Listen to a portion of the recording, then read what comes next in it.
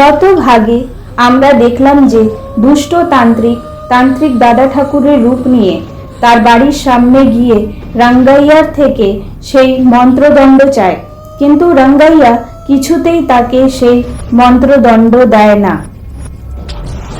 সেই দুষ্ট তান্ত্রিক অনেক চেষ্টা করে, কিন্তু কোনো লাভই হয় না। ইতিমধ্যে তান্ত্রিক দাদা ঠাকুরের বাড়ির সামনে যে কুয়োতে রক্ষিকা পিশাচিন ছিল, সে বেরিয়ে এসে সেই দুষ্ট তান্ত্রিককে নিজের সাথে জড়িয়ে ফেলে আর তাকে ছুঁড়ে আকাশে ফেলে দেয়। এইসব দেখে সেই দুষ্ট তান্ত্রিক বলে, আরে কি করছো তুমি? আমি তোমাদের তান্ত্রিক দাদা ঠাকুর, আমাকে এরকম করে আকাশে কেন ছুঁড়ে ফেলছো? শিগগিরই আমাকে নিচে আনো, নয়তো আমি তোমাকে নিজের প্রতাপ দিয়ে ভস্ম করে দেব। তখন সেই রক্ষিকা পিশাচিন বলে, হি হি হি হি হি, আমি জানি তুই আমার তান্ত্রিক দাদা ঠাকুর না, তুই একটা কপটি, তুই একটা ছদ্মবেশী। তুই তান্ত্রিক দাদা ঠাকুরের রূপ নিয়ে এখানে এসেছিস, আমি তোকে চিনে ফেলেছি। তুই এই মন্ত্রদণ্ডটা নেয়ার জন্য এসেছিস তো?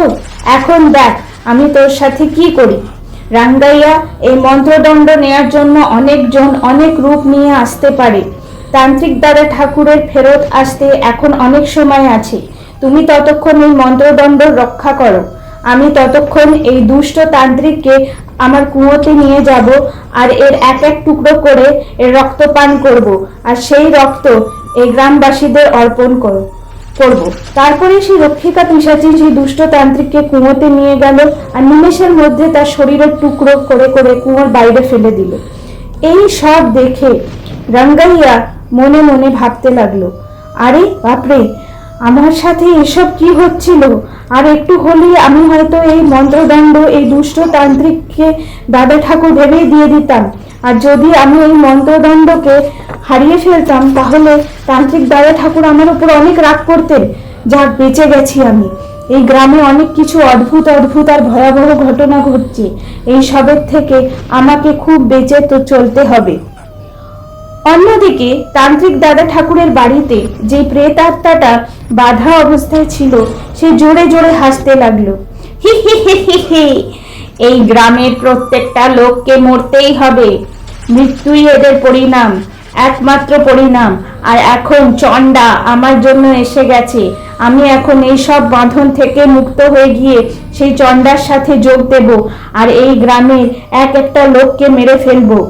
এই কথা শুনে দিমাইয়া বলল, আরে কেন এই নিরীহ গ্রামবাসীদের পেছনে তোমরা পড়ে আছো?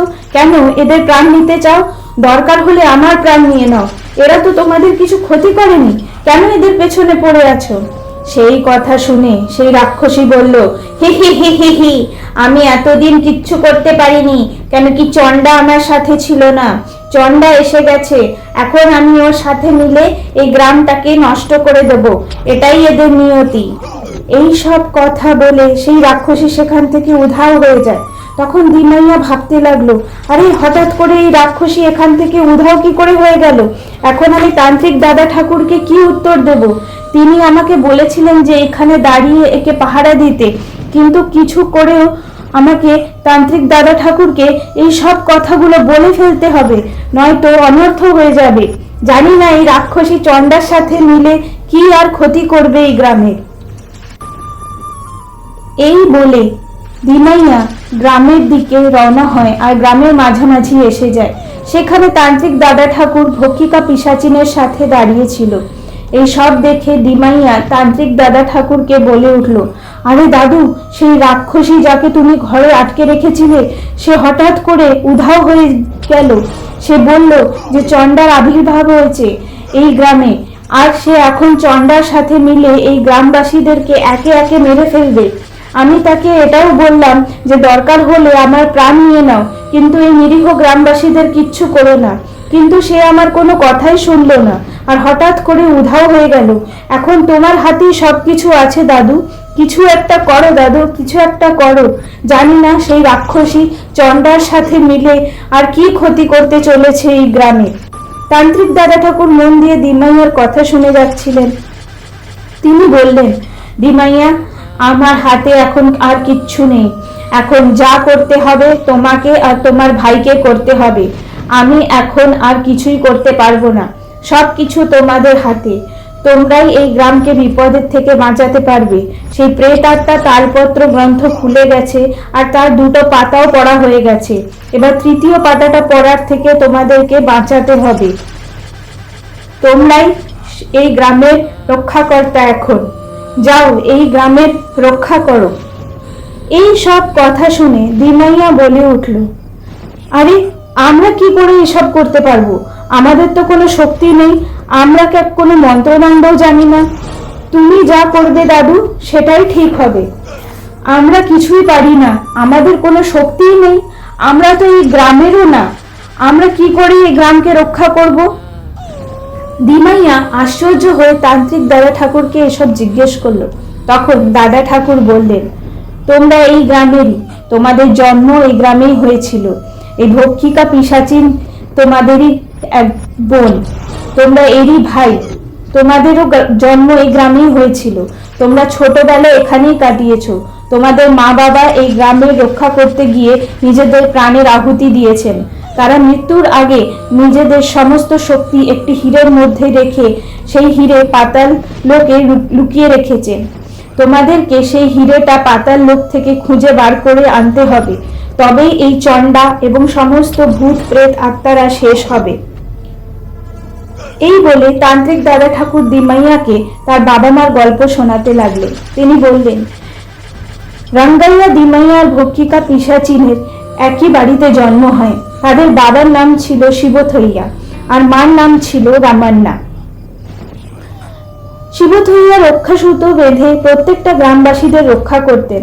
তাকে গ্রামের লোকেরা খুবই ভালোবাসত, কেন কি সে সবসময় গ্রামের মঙ্গল কামনাই করত এবং গ্রামকে সব বিপদ আপদ থেকে বাঁচাত। একবার সেই গ্রামে একটি খুব অসুস্থ মেয়ে শিবথইয়ার কাছে আসে। সেই মেয়েটার রোগ কিছুতেই ধরা পড়ছিল না। সেই মেয়েটা কিছু না বলে শ্বাস রোধ করে চোখ বন্ধ করে শুয়েছিল। সে না তো কারোর সাথে কোনো কথা বলছিল, না কিছু খাচ্ছিল।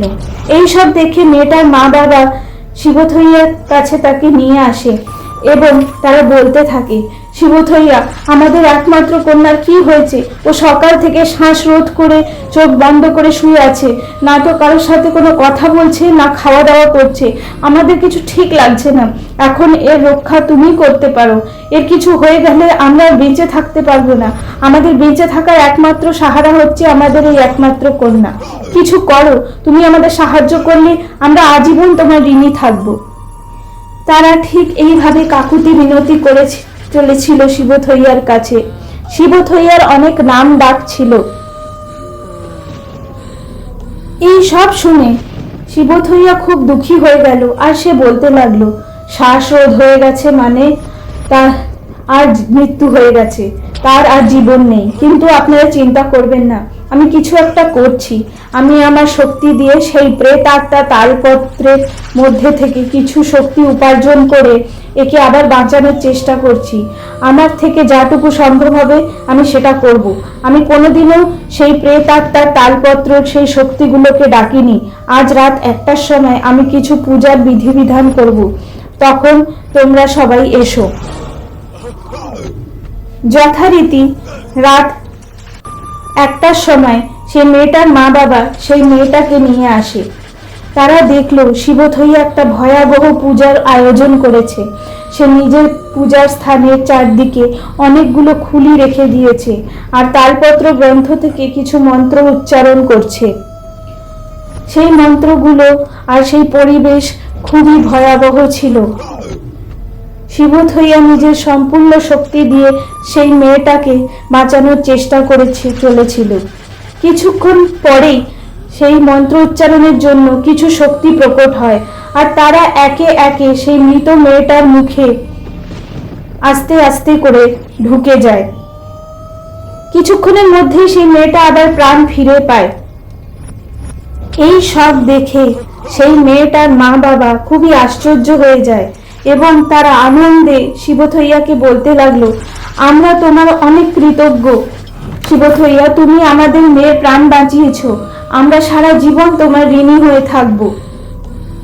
এই সমস্ত ঘটনা গ্রামের মুখিয়ার একটি অনুচর লুকিয়ে লুকিয়ে দেখছিল। সে গিয়ে গ্রামের মুখিয়াকে বলতে থাকে, সাহেব, যদি এই শিবথইয়াকে আমরা কাজে লাগাতে পারি তাহলে আমাদের অনেক লাভ হবে। এর কাছে অনেক লুকোনো শক্তি আছে, এর কাছে কোনো তালপত্র গ্রন্থ আছে। সেটা যদি আমাদের হাতে লাগে তাহলে আমরা সব সময়ের জন্য অমর হয়ে যাব। আমরা সব সময় সুস্থ থাকব আর কোনোদিনও মরব না। গ্রামের মুখিয়া মন দিয়ে সেই অনুচরের কথা শুনে চলেছিল। সেই অনুচরের কথা শুনে মুখিয়া উত্তর দিল, আরে, এরকম মায়াবী তালপত্র শিবথইয়ার কাছে কি করছে? আমি ওকে বলবো সেই তালপত্র গ্রন্থ আমাকে দিয়ে দিতে। যাও, গিয়ে তাকে ডেকে আনো। মুখিয়ার কথা মতন সেই অনুচর শিবথইয়াকে ডেকে আনলো। শিবথইয়াকে দেখে মুখিয়া বলল, আরে শিবথইয়া, শুনলাম তুমি আবার তোমার শক্তি আর তালপত্র গ্রন্থের মন্ত্র দিয়ে একটা মৃত মেয়েকে আবার জীবিত করেছো। এইসব কাজ একদম করো না, বরং সেই তালপত্র গ্রন্থটি আমাকে দিয়ে দাও, আমি তোমাকে অনেক পয়সা দেব। চিন্তা করো না, আমি এই তালপত্র গ্রন্থটি ঠিক করে রাখবো, তুমি বরং এটা আমাকে দিয়ে দাও। এই কথা শুনে শিবথইয়া বলে উঠল, মহাশয়, এই তালপত্র গ্রন্থ সবার হাতে পড়া উচিত নয়। এটা ভুলভাবে পড়লে অনেক দুষ্ট ভূত প্রেত আর পিশাচ জেগে যেতে পারে এবং এই গ্রামে ক্ষতি করতে পারে। সেই মেয়েটার মধ্যে কোনো ভূত প্রেত বা পিশাচের আত্মা ঢোকেনি, তার নিজেরই আত্মা ঢুকেছে। এই তালপত্র গ্রন্থ সবাই পড়তে পারে না, এই জন্য আমি এটাকে সবার হাতে দিতে পারবো না। এই বলে শিবথইয়া সেইখান থেকে চলে যায়। শিবথইয়া সেখান থেকে যেতে না যেতেই গ্রামের মুখিয়া খুব রেগে মেগে নিজের অনুচরকে ডাকলো আর বলল, যাও, গিয়ে শিবথইয়ার বাড়ির থেকে সেই তালপত্র গ্রন্থটি চুরি করে আনো আর তার বাড়িতে আগুন লাগিয়ে দাও। এতে তার সমস্ত পরিবারও মরে যাবে আর আমাদের হাতে তালপত্র গ্রন্থটিও এসে যাবে। গ্রামের মুখিয়ার কথা মতন সব অনুচররা শিবথইয়ার বাড়িতে হানা দিল। তারা বাড়িটাকে আগুন লাগিয়ে দিল আর সেই তালপত্র গ্রন্থটি চুরি করে নিল।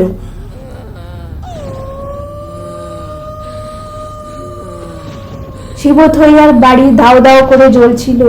বিপদ দেখে শিবথইয়া নিজের 3 সন্তানকে একটি ঝুড়ির মধ্যে করে নদীতে ভাসিয়ে দিল, কিন্তু সে নিজে সেই আগুনের মধ্যে ভস্ম হয়ে গেল।